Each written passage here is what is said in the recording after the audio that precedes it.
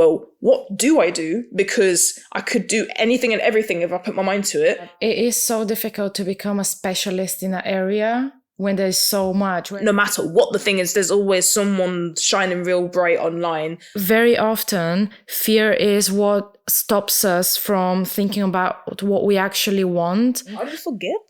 How do you forget? What happened? I speak English 50-50. Very good. Why are we so lost nowadays, Leona? I don't know, but we're going to find out in this episode. Yeah. But first of all, like, I've got to say something. You just went, yeah. What's happening with your voice nowadays? Honestly. Because it keeps breaking or something. Honestly, I don't know what's going on. Since I was sick, it's weird because now I'm not sick. Like for the past 2 weeks, I've been fine. But there's still something wrong with my voice. And on daily basis, it breaks and it can be awkward because, for example, was it yesterday? I think it was yesterday at work. I went into the kitchen and there was one of my colleagues and I said, "How you doing?" But my voice broke when I said how. So it was like, "How you doing?" So, and my colleague, they just turned around and was just looking at me, and I was looking at them. And okay, it's a she. She started laughing and said to me that she thought I said, "What you doing?" And I had to explain, "I'm sorry, but my voice breaks." Also, I work. Oh my God. So part of my job is to take phone calls.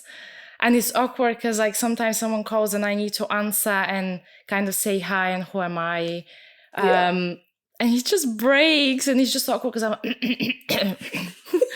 people must think I'm not okay. Oh, imagine being on the other end of that line being like, what's going on with her? Sound like Darth Vader. But anyway, I don't know what's about my voice and I'm actually getting a bit concerned because I'm a hypochondriac. But yeah, I don't have an answer. I don't know what is going on basically. Well, I mean, you don't have an answer for that, but hopefully we'll get some answers to today's topic, which is, why are we so lost nowadays? Like, what is happening? Yeah. And I feel like loads of people around our age, and not even around our age, but even, older people, everyone's just so confused. Or you have people that they, for example, when it comes to their careers, they are, they've been so sure for the past, let's say, 20 years, they've been working this and they've been so sure. Yeah. But now they're like, oh, I don't want to do this anymore, which is normal, because I don't think you're supposed to do something your whole life. It's normal to change what you want to do, because obviously throughout different life stages, your values, I guess. Yeah, values, interests, priorities, like all of those sorts of things, they change. So it's normal. But I feel like nowadays this becomes more normal to actually, because I think before a lot of people believe that they need to come up with a career and just do that for their whole life. And a lot of people nowadays from the older generations, you can see a lot of people stuck in careers that they don't want to do anymore, but just because that's how it was before, you should just stick to it. It's a job at the end of the day. They just keep going with it. But you also have the people from those generations that are like, no, I'm gonna change, I don't want to do this anymore, which is, it's cool to see. But I think it's just how the times are. I don't think it's necessarily only our generation, but yeah, I think it's just like societal norms have just shifted, especially with the emergence of social media and being exposed to so many different industries and job roles and that sort of thing, and seeing how everyone, like how people pose themselves online and like they come across so successful, and no matter what the thing is, there's always someone shining real bright online, that on top of just in development in technology in general, and that's opened up a lot more different opportunities across the board. It's then just kind of like, well, what do I do? Because I could do anything and everything if I put my mind to it. And then the concept of there being anything that you can do I think is too much for our brains, for our human brains at the moment, Yeah. until we adapt more. No, that is the thing, because of the development of technology and how accessible is everything nowadays. Social media, everyone posting how great their life is and the successes they have. And you don't really see the failures, Yeah. which everyone has them, unless you're lucky, because you have those lucky people that from the first try they make it. But yeah, going back to what you said, because of how developed technology is, you see all of the possibilities and you're like, oh my God, I can do this, I can do that. And it's true, there's so much more that we can do nowadays because everything is so accessible. But with that, it comes the fact that there's a lot of, and I can't remember what was the word, a lot of, help me. A lot of because everyone can do. So you see something, or you see different, all of those, sorry, apologies. Sometimes I get a bit excited. I have so many thoughts that I'm just like, woo. What I'm trying to say is the same way how there's so many opportunities for you out there, it's same for me, same for everyone else. So everyone can do those things. It's not only you that can do them. Yeah. So there's a lot of competition. Yes. What is the word? Is it? I don't know. Yeah, I would maybe say competition. Yeah. Because like no one's really specialized really deeply in one thing anymore. Yeah. And it used to be that like being the jack of all trades and master of none would put you kind of in a bad position. But now, because so many jobs like incorporate so many like different aspects, even within one particular industry, there's so many different like parts of like, let's say technology that you can incorporate into one job role. You need to know a lot. Yeah. So then it's then a case of, I can do anything and everything, but then if I pick one thing I want to do, I still need to know a lot. And that is the other thing, because there's so many things that you can do and you want to do them. It is hard to become at least I think so. Not for everyone, it depends on the person. But from my perspective, I think it's so difficult because I'm just naturally a person that's interested in loads of things, especially when it comes to creative stuff. It is so difficult to become a specialist in an area when there's so much. Whereas before, maybe because there were not so many opportunities, people stick to one thing and just get really good at it. Whereas nowadays, again, because everything is so accessible. Yeah. So that is a bit of a struggle for me personally. Oh yeah, I'm the same. Like there's so many different things that I've thought over the past few years even that I'm like, now I want to go down this route, but now actually I'm feeling like going down this route. Let me just switch up everything and start from scratch. Then let me do this, let me do that. And now it's just like, I want to be able to settle on one particular thing, or at least a couple of things. At least for, I guess the next 10 years, because now you have those interests, but maybe in 10 years it will be different. But yeah, I get it. You want to focus on something and get better at it. Yeah.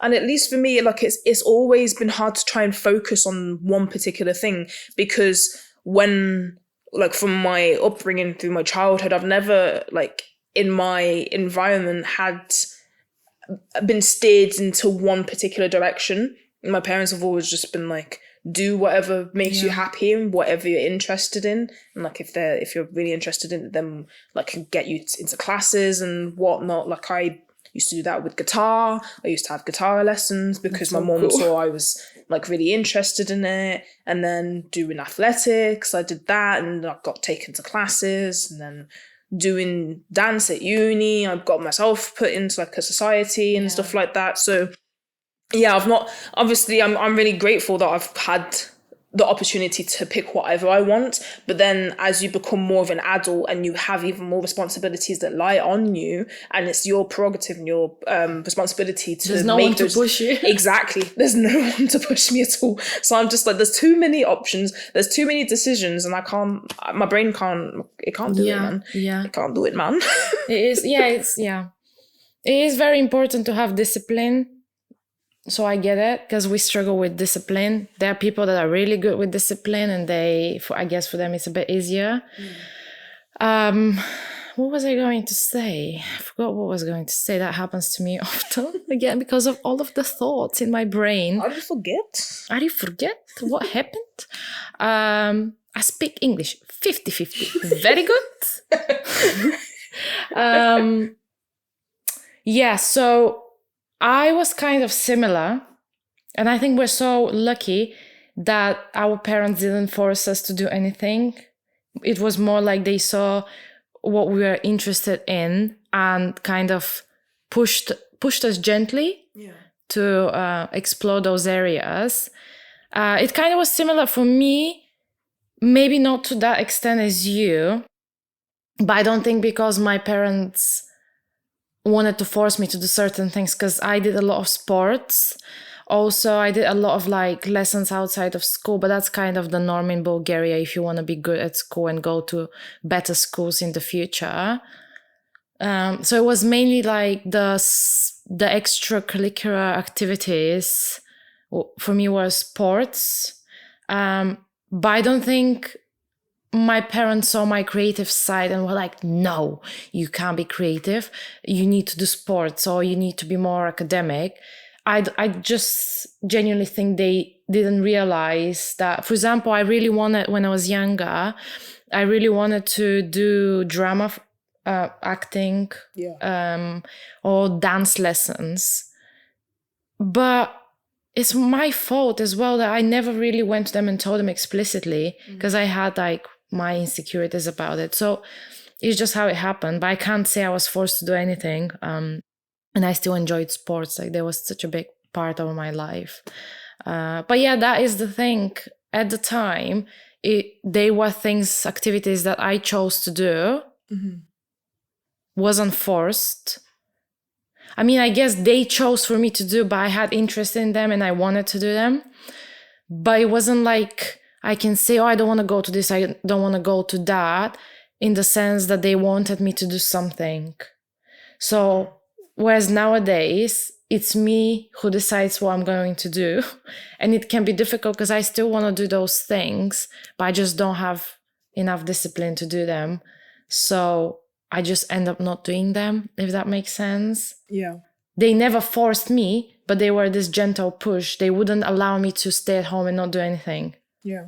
Whereas that's kind of where I differ from you in a little bit, because even though I had like a gentle push, I would say it was like feather light because of like circumstances at home and whatnot. I was mainly a lot of the time by myself, and I would kind of have my own prerogative to do what I want, or like I just didn't really raise to my mum like how I should have the things that I was interested in doing, or like show enough interest, because I was so used to being in solitude that I didn't even have the full interest to want to pursue these things, even though in the back of my head I'd be like, oh, that's really cool, but it would just be like a vision, imaginary, not something that I could see myself doing in but real you life. still done a lot from what I've heard. Like, you've done sports, guitar lessons, like different sports, so that is still you know, you were active from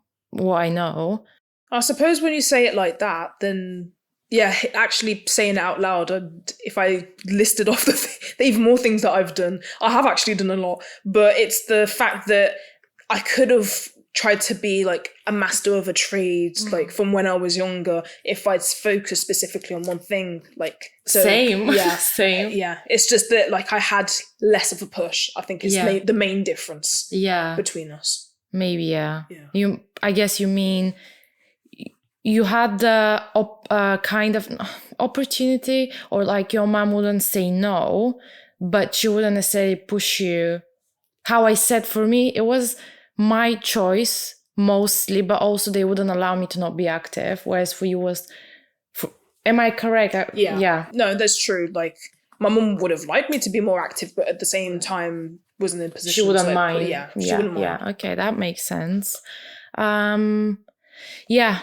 Whereas nowadays, a lot of us don't have, or at least people who are like us that struggle with discipline, even though they want to do things, a lot of people don't have that push. And that's normal, because we are adults. We can't expect our parents, friends, partners, whoever, to push us. We need to take the reins of our life, and just do whatever we want. But I feel like even if you have the discipline, it can be so difficult, again, because of everything that we said. There is just so much that you can choose from when it comes to what to do. And I guess we're talking more about career-wise and hobbies. Yeah. Another thing that I was going to say is, I don't know if you guys know Ali Abdaal, but he's this YouTuber, British YouTuber. He's British, right? Yeah, I'm pretty sure. He's not. No, Yeah, he's not American. But I think he works a lot in the States now. Yeah. Anyway, Ali Abdaal, he is a productivity YouTuber. And I watch him sometimes. And recently I saw that he's released, if you guys want to go check them, they're nice. But he's releasing some videos where he's aiming to help people to find out what they want to do.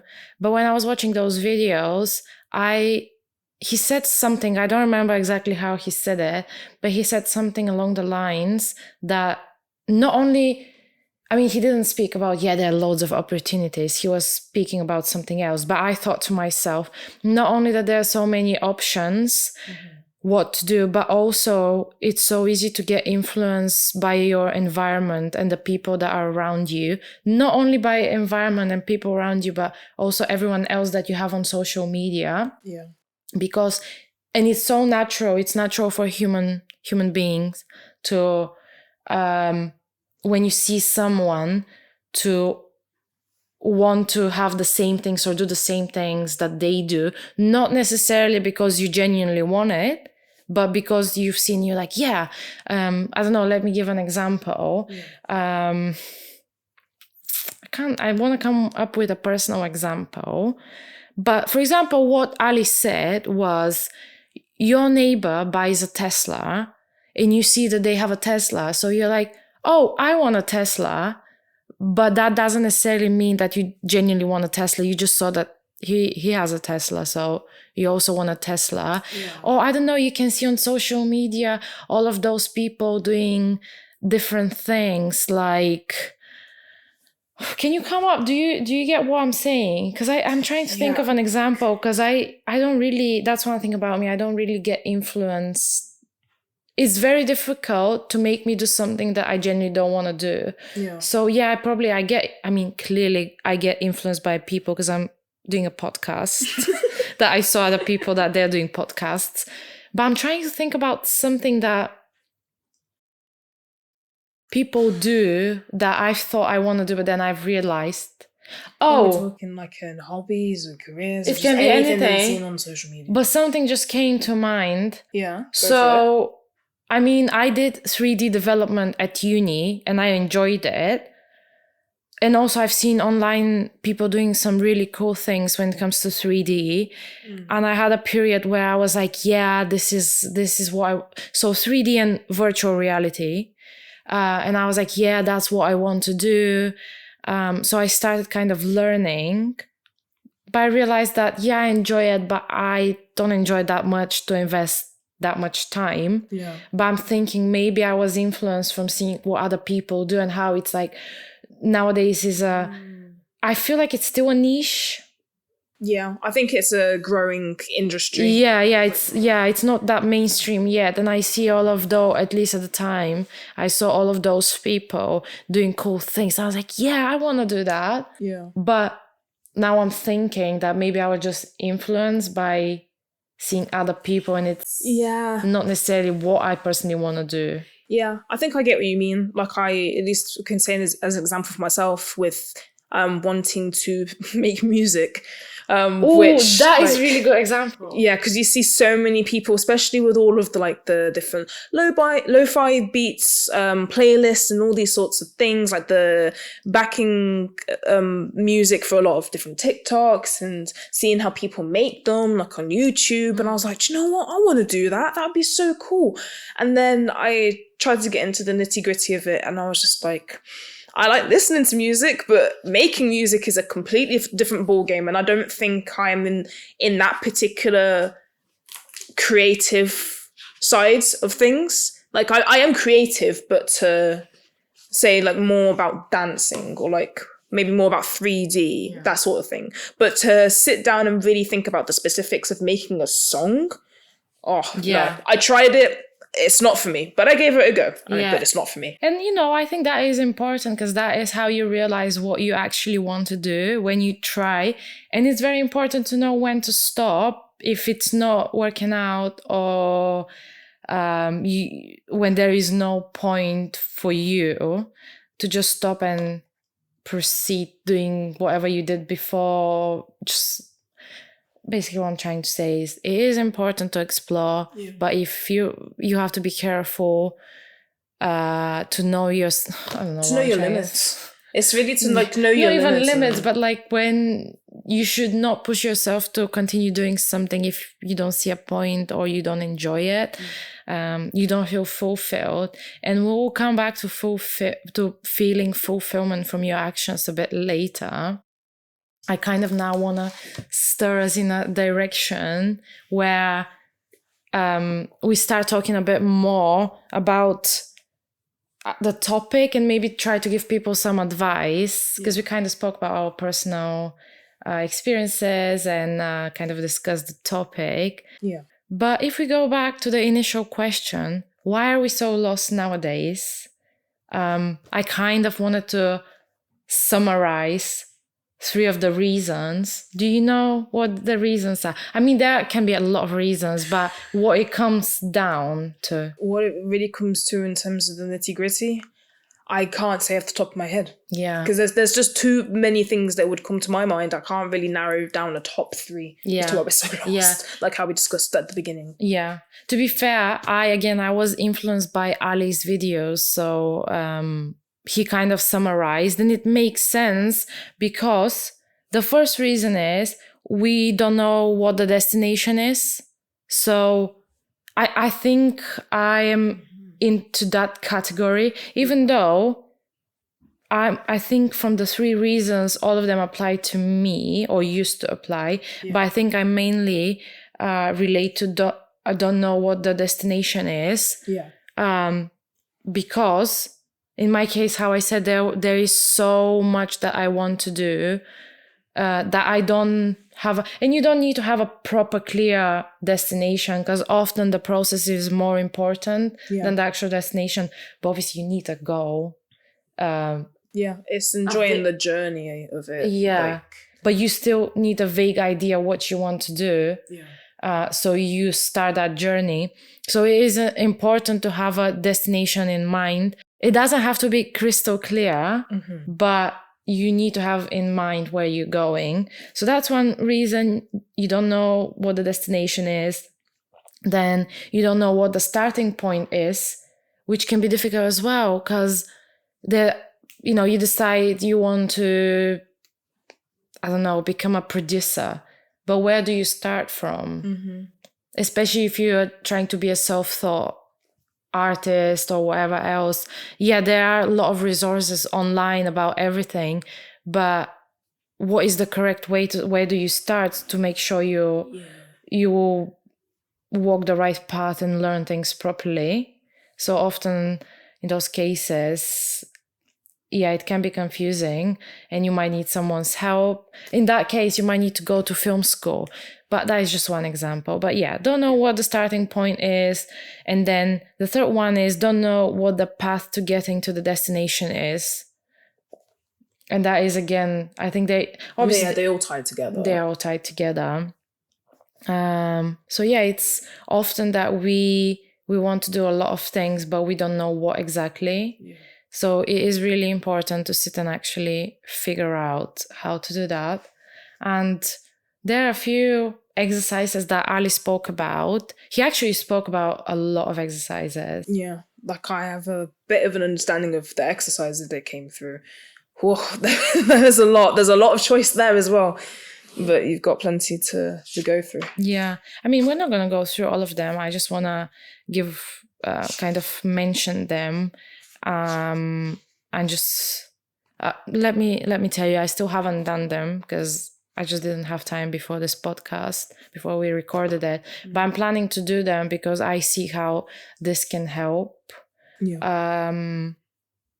And I just think they're really good examples. I'm trying to think if I have any examples from myself.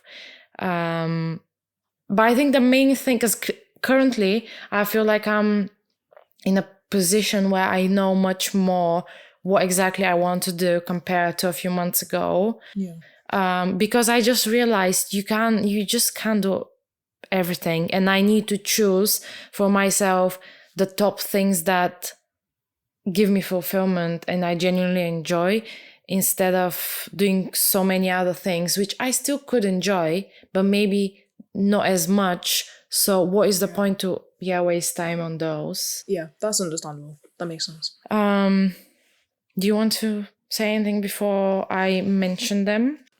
I mean, I know about a few of them. There's some that I will give at the ends, like what I think are my 3 that I will go through. Yeah. And the reasons why. But yeah, like he's got a lot of different examples, and just kind of being able to sit down, and once I actually end up doing them, because same thing, didn't have time before this episode, but at some point do want to kind of revisit this maybe in a few months and see how we get on with doing these prompts. So I think they're going to be really beneficial. I think so, because I already can see the benefits without even doing them. I've already, when I listened to him explaining what they are, those exercises, I already in my mind was working on them. Yeah. So I have ideas, but it's really, and he said that it's really important to sit and actually do them and write down, because that will make you go deeper into the thought process. Yeah. Okay, so yeah, let's talk about some of the stuff that Ali mentioned. I have a few, and I know you have a few as well, right? Yeah. So, and I don't want to go into too much detail for just to go one by one. Yeah. Kind of want to mention some, then others maybe we can discuss a bit more. But so the first thing that is so important when it comes to figuring out what you want to do, genuinely want to do, is to think about service to other people, but not in the sense just so you serve people. You need to figure out what is it that you like, that serves other people, but also gives you enjoyment, because that is the only way to for it to be sustainable, I guess. Because if you do something just for the sake of serving other people's and you don't enjoy it, you're not gonna feel fulfilled and probably won't do it for long. Yeah. And just get fed up with it and be like, oh, it's a waste of time anyway. Yeah. And then if you do something that doesn't serve other people at all, you just do it because you like it, there will come a point where you will probably feel like it's pointless. That is the reality. Yeah. Especially when it comes to kind of career stuff, because hobbies maybe so when it comes to service, there are 2 prompts that can really help with that. So the first one is called the Future TED Talk prompt, where the speaker is you 20 years from now, so in the future. Getting old. Yeah. What are you talking about, and what's so inspiring about it? It's, again, because the sense of service makes life meaningful. If you don't have the service part, probably you will feel like whatever you're doing, it's not meaningful. And then the second prompt is the talent service prompt. Imagine a world where you have all of the money and all the time. How would you use your talents and skills to serve others? Because when we do something that we genuinely enjoy, the path there is much more sustainable, which I think I mentioned before. Yeah.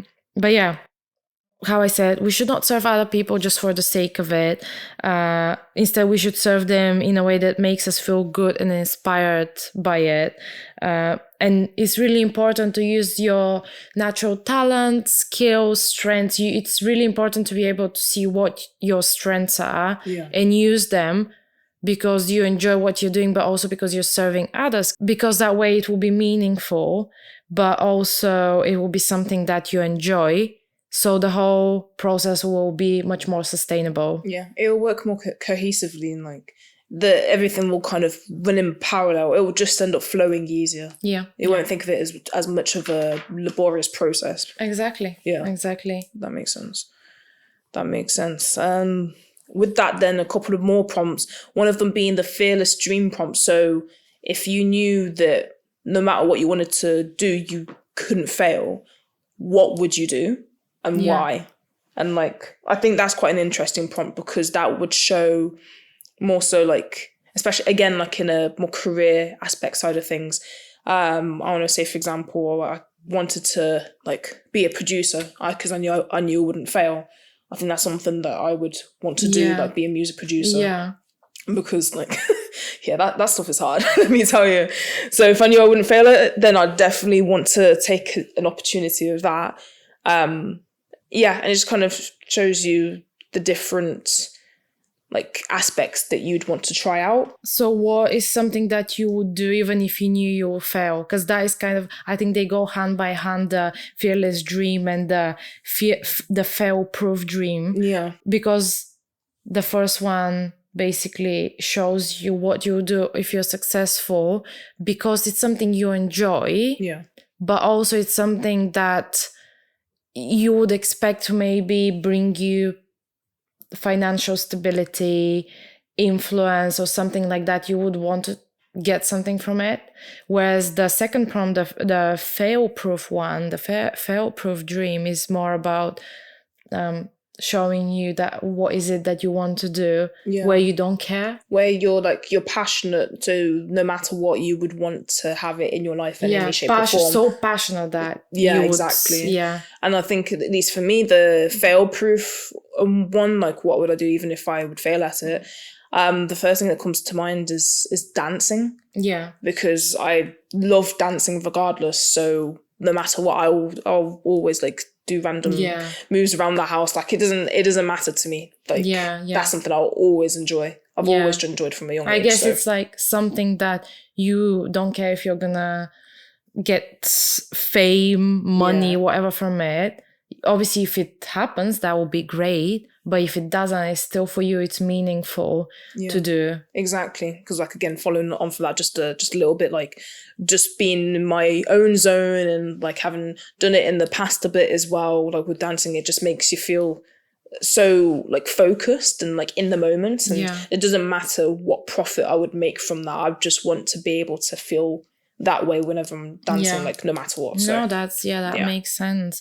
There's also one more prompt that is kind of goes hand in hand with those two, and it's the deferred dream prompt, which is, what's one dream you've always had but never pursued? Why is it a dream for you? What is stopping you from pursuing it? And all of those three prompts, they kind of want you to look at your fears, because very often fear is what stops us from thinking about what we actually want. You can have fear of what society would say about what you want to do, what your family will say, what friends would say. So sometimes this can stop you from actually being honest with yourself and saying, I want to do this. So those prompts, they kind of allow you to forget about all of this background noise of people's opinions, fears, things like that, and actually be honest with yourself. What is it that you enjoy? Yeah, those are really good prompts. I like how they all work together. Yeah, I'll definitely do them. Yeah. Give a review. And see how it gets on in a few months. The fail-proof one, it also can show you that it's not only something that you genuinely enjoy doing, you don't care about how successful you will be at it, but it can be, because the example that Ali said was that he did a one-man show, something like that. That's what he would still do even if he knows he would fail, because he enjoyed the process of it. He enjoyed doing the storyboard and whatever else the process included. But he genuinely enjoyed the process, and it's something that you can also get transferable skills. So, I mean, as an example, I can give an example. This podcast, even if I know that I'm not going to be successful, I'll still do it. And to be fair, right now I'm doing it. I don't know where it's going to go. I can only hope, but at this stage, I'm not doing it. Of course, I'm not doing it for money, fame, or anything like that. But I genuinely enjoy it. So that's why I do it. But also, even if this doesn't work out, I could use it for my portfolio. I can edit videos. I can, work with microphones, with camera. It will help me become better at speaking, to be comfortable in front of camera. So I still see it as something meaningful, even if it's not successful. And just sitting here having conversations is nice.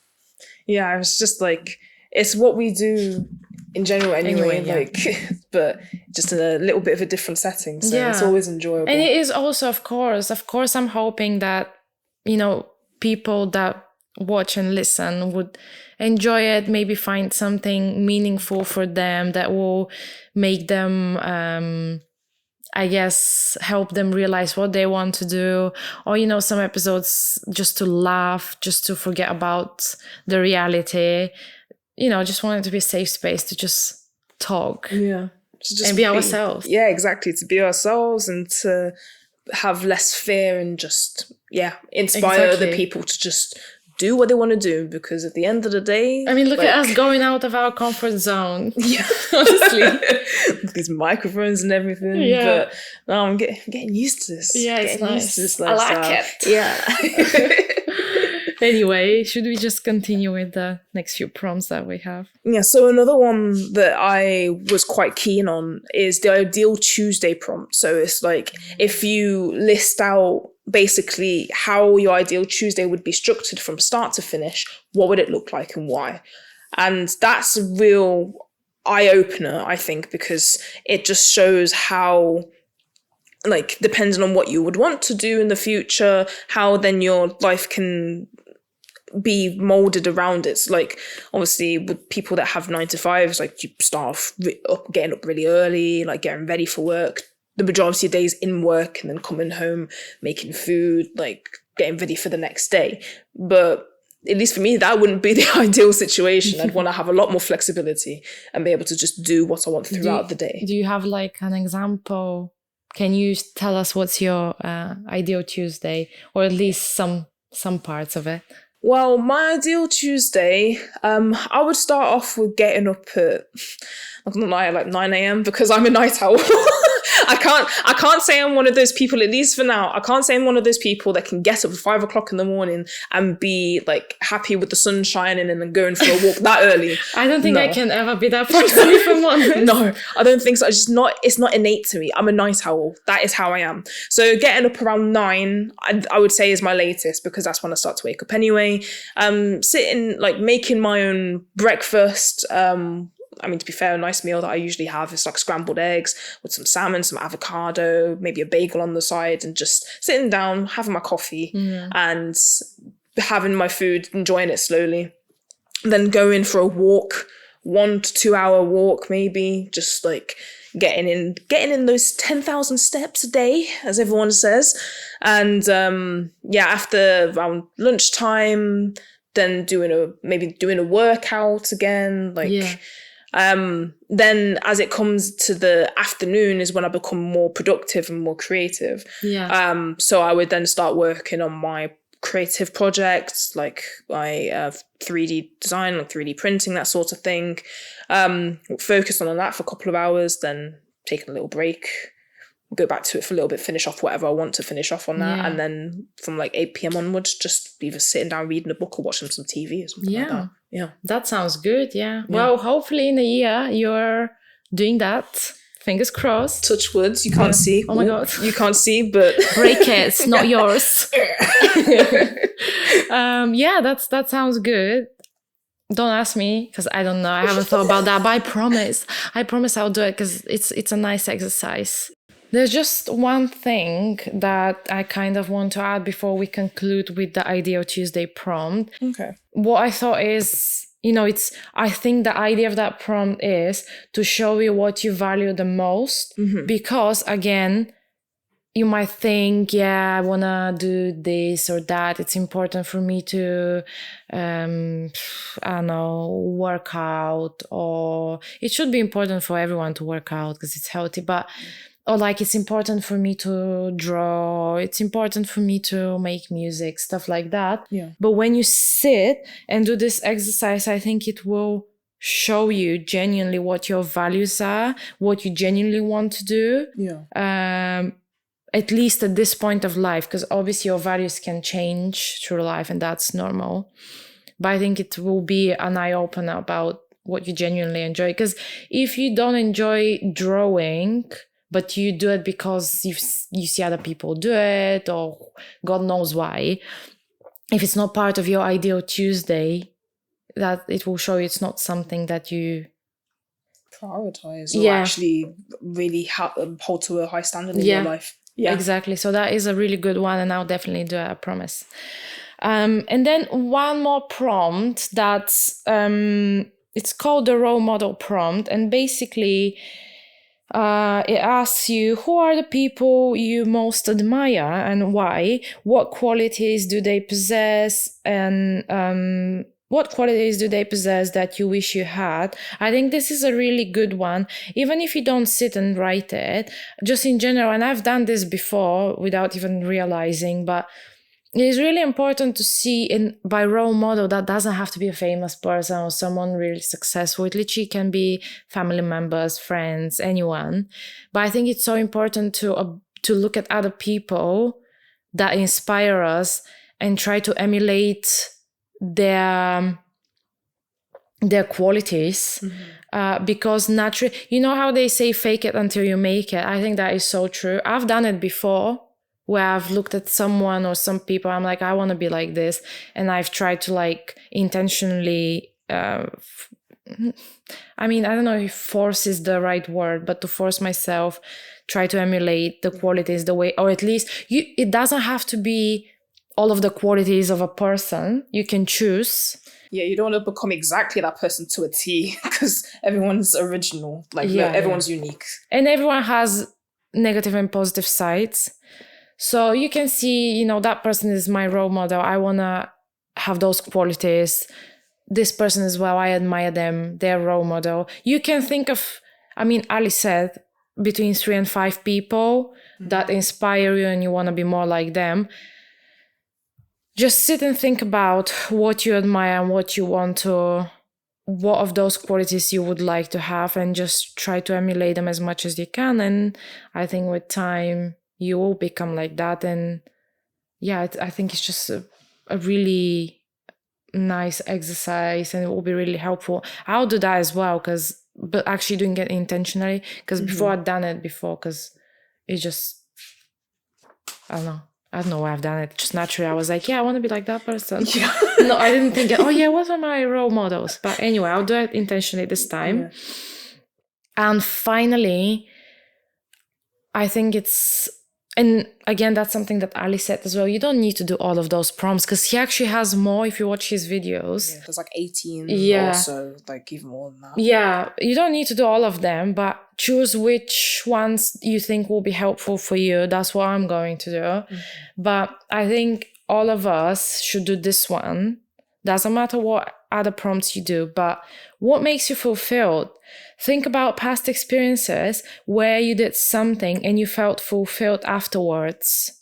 That is actually such a nice exercise to do, because this will show you again what you genuinely want to do, and it's not something that you were influenced by other people, because it again comes down to looking deep, remembering what in the past you enjoy doing and actually felt fulfilled. For example, for me, because like since I was young, I was editing videos, and I just remember, for example, we'll go on a trip and I'll record and then make like a movie. And let me tell you, the editing wasn't the best now looking back, but I just remember how happy I was of, doing this, recording, then editing, showing to my family. Everyone's like, "Ooh, amazing." It's just so nice. Yeah. And because some people might ask, what's the service here? In this case, the services that we have, those my family has the memories from the trip, those memories, they're not, this movie from the trip is not only for me, it's for my family as well, to remember, but also from other family members that weren't at the trip, they can see where we were, and it's much easier to see videos and photos. You know, I'm still serving them in a way, but at the same time I'm doing what I enjoy. So that's what I can remember as an example. Have to think more about other things, but I think this will be a really, really good one to genuinely see what you, because it shows you in the past it sounds what like you've a enjoyed. good eye-opener, and I think it's something that will allow you to kind of free your inner child, as people say, and like really hone in on what makes you feel good and giddy like a child, because they don't have the inhibitions of societal pressures. They just do what they want. And it is still possible if you're thinking back in the future. Actually, it doesn't matter if it's 10 years ago or 2 years ago. It is possible to think of something that fulfilled you at the time, but maybe not right now. But you can try, just try. If it doesn't fulfill you now, you don't have to do it. Again, it is just try, and you'll see, and just be honest with yourself. Yeah, I agree. And like off of the back of that, I mean, with all of these prompts, like they are going to, I genuinely think that whoever does these prompts is really going to be an eye-opener for them. But there's sometimes that if you're looking retrospectively, that a lot of these prompts have come to light without you realizing. Like, I mean, how I said the role model one. Yeah, exactly. Like I would think, like when I was doing my dancing and I would see like my peers or like people that I've seen online that I really like their dance styles, that when I was doing dancing more actively, that I would try and emulate them and become like better in my coordination, my technique and all these sorts of things. And just like as well, the role models per se being my surrounding like friends and the people that I've met whilst in these past few years, from moving away from my hometown and then going out on an adventure and meeting all these different people and like getting their perspectives and just seeing how in a real life situation people handle different difficulties and like they're still able to go through what they want to do. Like that's really helped me kind of change my perspective. I think it's so important to surround yourself with people that you admire, because it is true that the people that you communicate with, the people that you spend a lot of time with, it is natural for us to become more like them. So I think that is so important to be inspired from your friends, family, partners, whatever it is, your even like your environment, it is, I think, so important, because I get inspired by my friends. Obviously I'm not saying if a friend of yours doesn't inspire you, you should not be friends, but you can always find something, because there is a reason why you're friends with someone. There must be something you like, and if you look deep, you can see that everyone can inspire you in some way. And it's so nice to like see the good qualities in your friends and try to be more like them, and hopefully they do the same, and everyone is just becoming a better, more fulfilled person, I think. Yeah, I agree with that. And off the back of that as well, not only wanting to pick up like particular things from your friends to like better yourself as a person, which happens naturally but also sometimes consciously, but there's also parts of them that are actually in your own nature and your own behavior, and then that's why like you kind of gel and like become inspirations to each other because you're similar in that way. So it kind of works in both ways, and it makes that sort of cycle. I think that is very true. Well, we're going to conclude this episode here. We genuinely hope what we spoke about today helps and at least makes you think. Try the exercises. I think they will help. And you know, inevitably, that word, no man. I can never say it properly.